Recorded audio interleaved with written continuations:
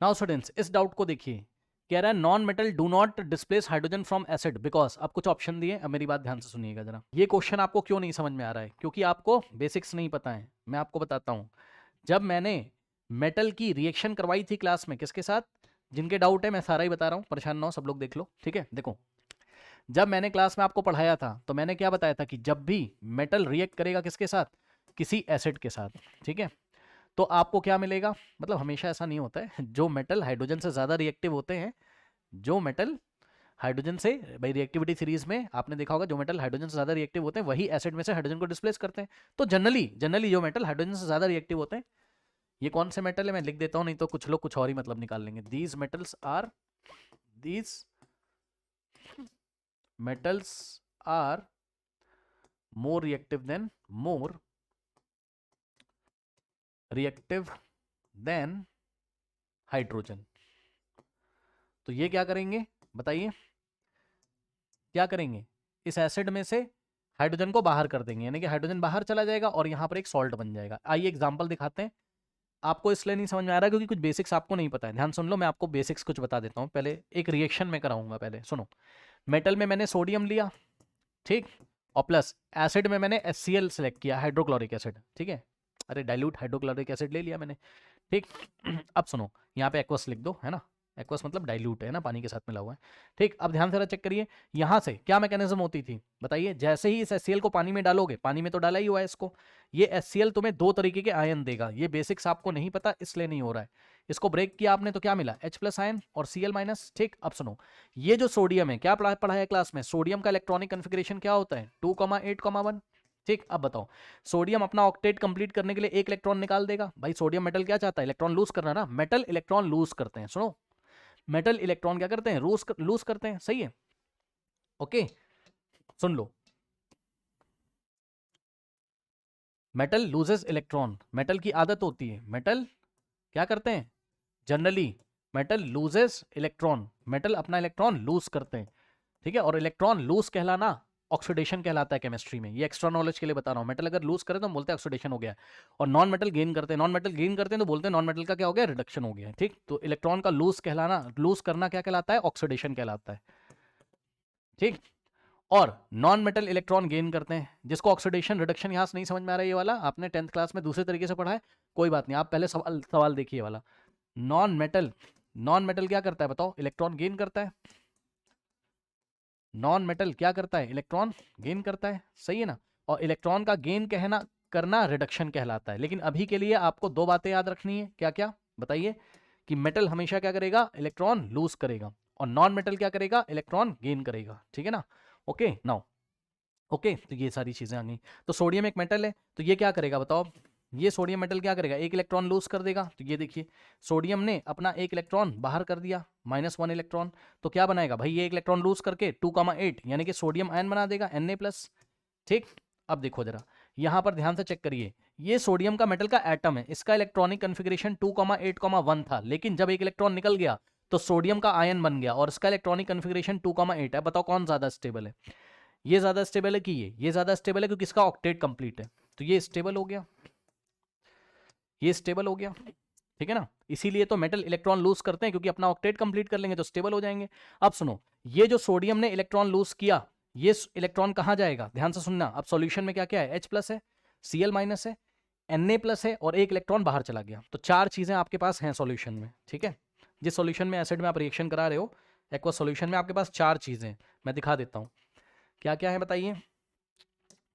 एक तो Na+ ion है, पहली चीज। दूसरी चीज इलेक्ट्रॉन भी है, ठीक, सोडियम ने इलेक्ट्रॉन बाहर निकाल दिया है। तीसरी चीज H+ आयन भी है, ठीक, तीसरी चीज H+ आयन भी है, ठीक। और Cl- भी है आपके पास, सही है। अब ध्यान से सुनो, सोडियम ने अपना इलेक्ट्रॉन निकाल दिया और हाइड्रोजन ले लेता है। हाइड्रोजन बेचारा बहुत भूखा होता है, ये जो H+ आयन है बहुत भूखा है, इसके पास इलेक्ट्रॉन एक भी नहीं। पता है आपको? नहीं पता यार, H+ आयन के पास, मतलब जिसको नहीं पता, बेसिक नहीं पता तो कहां से आएगा। इधर देखो, ये हाइड्रोजन होता है, ठीक। और हाइड्रोजन एटम में आपको पता है एक इलेक्ट्रॉन होता है, ठीक है, और एक प्रोटॉन होता है, ठीक है। हाइड्रोजन का जो ऑर्डिनरी एटम होता है उसमें एक इलेक्ट्रॉन होता है, एक प्रोटॉन होता है, न्यूट्रॉन होता नहीं है। तो एक प्रोटॉन है इस पे। तो अभी क्या था? ऐसा था, लेकिन अभी क्या हुआ? हाइड्रोजन ने अगर एक इलेक्ट्रॉन कहीं निकाल दिया होगा, सोचो, तो H+ बन गया होगा, मतलब इसका ये भी इलेक्ट्रॉन जा चुका। तो H+ आयन की स्थिति कुछ ऐसी होती है, कि इसके पास केवल एक प्रोटॉन होता है। क्यों? एक इलेक्ट्रॉन था वो भी जा चुका, तभी तो इस पे H+ आया। ठीक, अब ये बड़ा भूखा है इलेक्ट्रॉन का, तो ये अगर भूखा है तो कहीं से गेन करेगा। समझो, यहां पर आ जाओ। तो सोडियम कहता है कि भाई मैं अपना इलेक्ट्रॉन निकाल दे रहा हूं। अच्छा, सोडियम क्यों निकाल रहा है? क्योंकि सोडियम अपना इलेक्ट्रॉन निकाल के स्टेबल हो जा रहा है, ऑक्टेट कंप्लीट कर रहा है। ठीक, तो ये अपना इलेक्ट्रॉन निकाल देता है, तो H+ बेचारा ले लेता है। तो अब देखिए जरा क्या होगा, ये दोनों आपस में मिल जाएंगे, यानी कि H+ इलेक्ट्रॉन को ले लेगा। तो ध्यान देना जरा क्या होगा, कहां पर लिखूं मैं यहीं पे लिखता हूं, इधर देखिए। तो H+ ने क्या किया? इलेक्ट्रॉन गेन किया। अब बताओ, तो हाइड्रोजन, यहां पे देखो जरा, हाइड्रोजन का ये एटम था, इधर एटम था, जब एटम का एक इलेक्ट्रॉन चला गया तो H+ आयन बन गया। अगर वापस हम पहले यहां से यहां गए, अगर हम वापस यहां से आए, मतलब अगर ये एक H+ आयन फिर से एक इलेक्ट्रॉन ले ले तो वापस एटम बना देगा। ठीक, तो यहां पर देखो, इसने एक इलेक्ट्रॉन ले लिया तो इलेक्ट्रॉन पे माइनस, इस पे प्लस, माइनस से कैंसिल हो जाएगा, हाइड्रोजन का एटम बन गया। लेकिन अब हम लोग को पता है कि एटम स्टेबल हो नहीं सकता, तो हाइड्रोजन का एक और एटम बनेगा। अरे यार, बहुत सारे सोडियम है अंदर, बहुत सारे H+ हैं, बहुत सारे सोडियम है तो बहुत सारे इलेक्ट्रॉन भी होंगे। ठीक है, तो बहुत सारे H+ हैं, बहुत सारे E- हैं, तो बहुत सारे H एटम बनेंगे। तो दो H एटम मिलके आपस में क्या करेंगे? हाइड्रोजन का मॉलिक्यूल बना देंगे, क्योंकि हाइड्रोजन मॉलिक्यूलर फॉर्म में रहती है। ये लीजिए, तो इसलिए हाइड्रोजन गैस बाहर निकल जाएगी। सही है, तो रिएक्शन क्या बनेगी बताइए? सोडियम ने किसके साथ रिएक्शन किया? HCl के साथ। तो क्या हुआ? क्या हुआ बताओ? हाइड्रोजन गैस बाहर निकल गई। एक मिनट, ये देखिए, ये, अरे भाई एक मिनट को, ये हाइड्रोजन गैस बाहर निकल गई। और सुनो साथ में, अब बचा क्या क्या अंदर? Na+ और Cl- दोनों मिलके NaCl बना लेंगे। तो NaCl क्या है? सॉल्ट। ये लो, और साथ में क्या निकली? Hydrogen gas. बैलेंस करना हो तो बैलेंस आप कर सकते हो। ठीक है, ओके कैसे? यहाँ 2 लगा लीजिए तो बैलेंस हो गया। तो आपने देखा मेटल ने हाइड्रोजन डिस्प्लेस कर दी। अब हम इसी रिएक्शन में, इसी एसिड के साथ, यहाँ हम एक मेटल की जगह, अभी हमने मेटल लिया था, अब हम नॉन मेटल लेके देख रहे हैं, तो देखते हैं क्या होता है। तो अगर हमने एक नॉन मेटल ले लिया, मान लो, ठीक, एसिड हमने यही लिया, अब देखते हैं हम नॉन मेटल लेके, कि नॉन मेटल से कराएंगे रिएक्शन तो हाइड्रोजन गैस निकलेगी कि नहीं निकलेगी, है ना? मतलब एसिड में से हाइड्रोजन गैस डिस्प्लेस हो रही कि नहीं हो रही है। तो हमने यहाँ नॉन मेटल लिया, बताओ क्या लोगे नॉन मेटल में? नॉन मेटल में क्या लोगे बताओ? नॉन मेटल में क्या लेना पसंद करोगे बताओ? ऑक्सीजन ले लें? चलो देखो, ठीक, तो अगर तुम ऑक्सीजन लोगे, ऑक्सीजन का मॉलिक्यूल है ये, ठीक, क्या ये ऑक्सीजन यहाँ क्लोरीन को डिस्प्लेस कर देगा? ठीक है, देखते हैं। ये जो ऑक्सीजन है, ऑक्सीजन का इलेक्ट्रॉनिक कन्फिगरेशन क्या होता है? 2,6 होता है। अब बताओ, ऑक्सीजन का तो ऑक्टेट नहीं कंप्लीट कर रहा है, कंप्लीट है यार, ऑक्सीजन नॉन मेटल है तो गेन करना चाहेगा। ध्यान से सुनिए, ऑक्सीजन क्या करेगा? इलेक्ट्रॉन गेन करना चाहेगा, वो इलेक्ट्रॉन लूज थोड़ी ना करेगा। बात समझ रहे हो? ठीक है ना? तो ये ऑक्सीजन क्या है? एक्सेप्टर ऑफ इलेक्ट्रॉन है। ऑक्सीजन नॉन मेटल है, ये हमने नॉन मेटल दिया, ऑक्सीजन की हेल्प से आपको समझा रहे हैं। ऑक्सीजन एक नॉन मेटल है, और ये non metal, non metal oxygen जो है, ऑक्सीजन जो है, जो कि क्या है? नॉन मेटल है, ये क्या करना चाहता है? ये क्या करना चाहता है? It will accept the electron. Acceptor of electron है कि नहीं बताओ? बताओ, एक्सेप्टर ऑफ इलेक्ट्रॉन है कि नहीं? भाई 2 इलेक्ट्रॉन इसको चाहिए, भाई 6 है ना, 2 लेगा तभी तो ऑक्टेट कंप्लीट करेगा, तो ये एक्सेप्टर है। अब सुनो, अब क्या होगा? मान लो तुमने ऑक्सीजन की रिएक्शन करा दी HCl के साथ, तो ये सॉल्यूशन में आपको क्या देगा? H+ और Cl-। अब मुझे बताओ, हाइड्रोजन गैस निकलने के लिए, हाइड्रोजन गैस निकलने के लिए इस H+ को क्या चाहिए?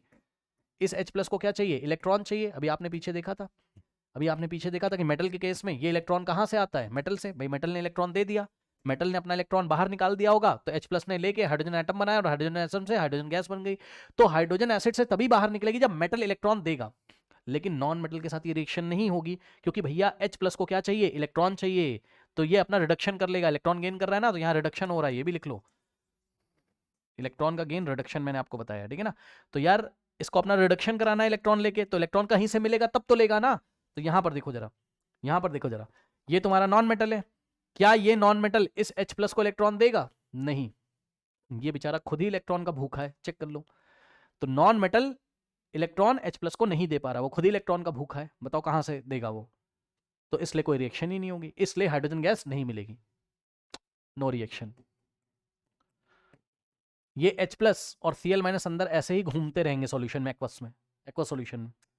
H+ को कहीं से इलेक्ट्रॉन नहीं मिलेगा, क्यों? क्योंकि नॉन मेटल है, नॉन मेटल इलेक्ट्रॉन देता नहीं है, एक्सेप्ट करता है, लेता है, ठीक है ना, समझे? तो इसलिए हाइड्रोजन गैस डिस्प्लेस नहीं होगी। पढ़ लीजिए, अब पढ़ लीजिए, अब यहाँ पे ऑप्शन पढ़िए, कह रहा है कि non metal do not displace hydrogen from acid because non metals being acceptor of electron, ठीक है, नॉन मेटल क्या करते हैं, इलेक्ट्रॉन को एक्सेप्ट करते हैं इसलिए। और इसी तरीके से एग्जाम में क्वेश्चन आ सकता है कि मेटल डिस्प्लेसेस हाइड्रोजन, ये भी क्वेश्चन बन सकता है एग्जाम में, ठीक, क्या मेटल डिस्प्लेसेस या metals displace, most of the metal displaces, और कौन से मेटल जो हाइड्रोजन से ज्यादा रिएक्टिव है, ज्यादा रिएक्टिव का मतलब है जो हाइड्रोजन को इलेक्ट्रॉन दे सकते हैं, ऐसे समझो, यानी कि हाइड्रोजन को इलेक्ट्रॉन देके हाइड्रोजन को रिड्यूस करवा सकते हैं, ठीक। Metal displaces hydrogen, hydrogen from acid, ये भी आ सकता है। तो इसका रीजन क्या होगा, यहां मैं लिख दे रहा हूं, इसका रीजन है because metal are donor of electron, are donor of electron, ये इलेक्ट्रॉन दे देंगे और H प्लस ले लेगा और वो रिड्यूस होकर हाइड्रोजन का एटम बनाएगा, फिर दो हाइड्रोजन के एटम मिलकर हाइड्रोजन का गैस का मॉलिक्यूल बनाएंगे, इस तरीके से हाइड्रोजन गैस निकलती रहेगी। अब देख लो आंसर क्या लिखा हुआ है, इसका रीजन क्या, the reason why non metal do not displaces hydrogen from dilute acid is because unlike metal, मतलब मेटल की तरह non metal do not have tendency to lose electron, मतलब मेटल जैसे लूज करते हैं वैसे नॉन मेटल लूज नहीं कर पाते हैं, but to gain electron, okay, ये गेन करना चाहते हैं, नॉन मेटल गेन करना चाहते हैं, okay, only those metals which are reactive than hydrogen will displace hydrogen from acid. तो ये बात जो मैंने आपको बताई, जो मेटल हाइड्रोजन से, ठीक है, ज़्यादा रिएक्टिव है वही हाइड्रोजन को डिस्प्लेस करेंगे। आई थिंक आपका डाउट क्लियर हो गया होगा, जो मेन डाउट था, ठीक है।